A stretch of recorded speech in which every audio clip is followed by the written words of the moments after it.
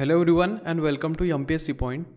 मित्रांनो, आज आपण महाराष्ट्रातील एक महत्त्वाच्या बातमीबद्दल बोलणार आहोत, जी राज्य उत्पादन शुल्क विभागातील दुय्यम निरीक्षक जे की एक गट क चं पद आहे त्याच्या भरतीशी संबंधित आहे. जर तुम्ही MPSC गट क परीक्षेची तयारी करत असाल किंवा दुय्यम निरीक्षक बनण्यासाठी प्रयत्न करत असाल तर हा व्हिडिओ तुमच्यासाठी खूप महत्त्वाचा आहे. चला तर आजच्या व्हिडिओला सुरुवात करूया.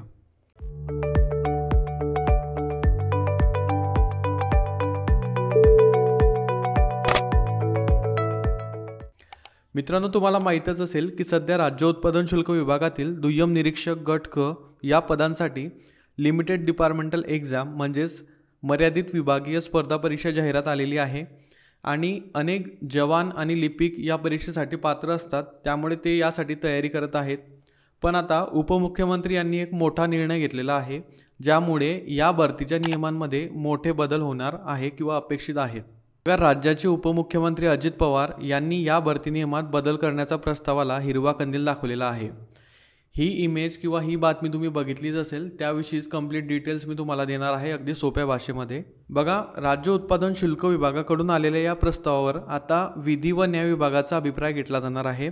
मुख्य बदल काय आहे ते आपण जाणून घेऊया. तर बघा, जे काही दुय्यम निरीक्षक राज्य उत्पादन शुल्क पद आहे ते गट क संवर्गाचं पद आहे.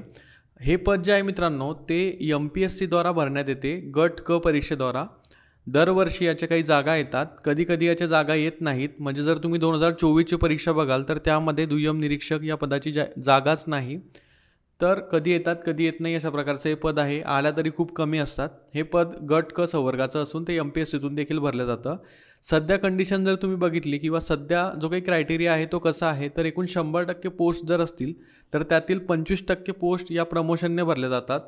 म्हणजेच जे काही जवान आहेत किंवा लिपिक आहेत त्यांना प्रमोशनद्वारे हे पद मिळत असतं, दुय्यम निरीक्षक.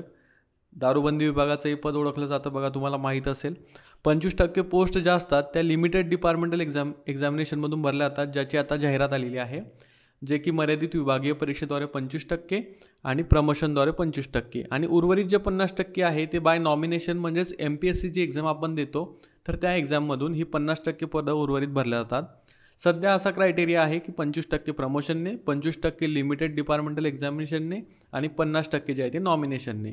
पण आता it may be in future, म्हणजे हे भविष्यामध्ये असं होऊ शकतं. आता यावरती शिक्कामोर्तब झालेला नाही. हे फक्त आपल्या राज्याच्या उपमुख्यमंत्र्यांनी तसेच न्यूजमध्ये आल्यामुळे तुम्हाला हे असं होऊ शकतं असं मी तुम्हाला सांगू शकतो.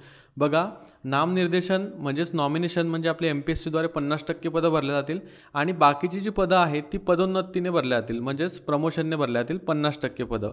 आणि या पदोन्नतीमध्ये लिपिक संवर्गाचा समावेश नसेल, फक्त जवान संवर्गाचा समावेश. तर याचा अर्थ काय, तर हे अजित पवारांनी स्पष्ट केलं आहे की आता फक्त स्पर्धा परीक्षा घेऊनच पदोन्नती मिळणार नाही. ज्या जवानांनी अनेक वर्ष सेवा दिली आहे त्यांना त्यांच्या कामगिरीच्या आणि सेवेच्या आधारावर पदोन्नती मिळायला हवी. दुय्यम निरीक्षकांसारख्या पदांसाठी शारीरिक क्षमता खूप महत्त्वाची असते, कारण या पदावर दारूबंदी, छापे मारणे, अवैध वाहतूक रोखणे अशी कामं त्यांना करावी लागतात.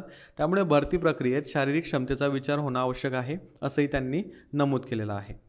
बघा, या निर्णयामुळे येणाऱ्या काळात दुय्यम निरीक्षक गट पदासाठी होणाऱ्या मर्यादित विभागीय स्पर्धा परीक्षा बंद होण्याची किंवा त्याच्यामध्ये स्वरूपामध्ये बदल होण्याची गरज आहे. म्हणजे मे बी ते फक्त जवान पदासाठी करू शकतात, लिपिक पद त्यातील कॅन्सल करू शकतात. याचा अर्थ आता सेवारत जवानांना पदोन्नतीसाठी नवीन मार्ग मिळणार आहे. आणि जे या पदासाठी MPSCच्या गट क ची परीक्षेची तयारी करत आहेत त्यांनी चिंता करू नका, त्यांच्यामध्ये काही बदल झालेला नाही. जे काही 50% तुमच्यासाठी आत्तापर्यंत क्रायटेरिया होता तो तसा राहणार आहे. ओके, तर मित्रांनो, हा एक महत्त्वाचा बदल आहे जो महाराष्ट्रातील हजारो जवानांसाठी दिलासा देणार ठरू शकतो. यावर तुमचं काय मत आहे, तुम्ही या निर्णयाला कसं पाहता, आम्हाला कमेंट बॉक्समध्ये नक्की कळवा.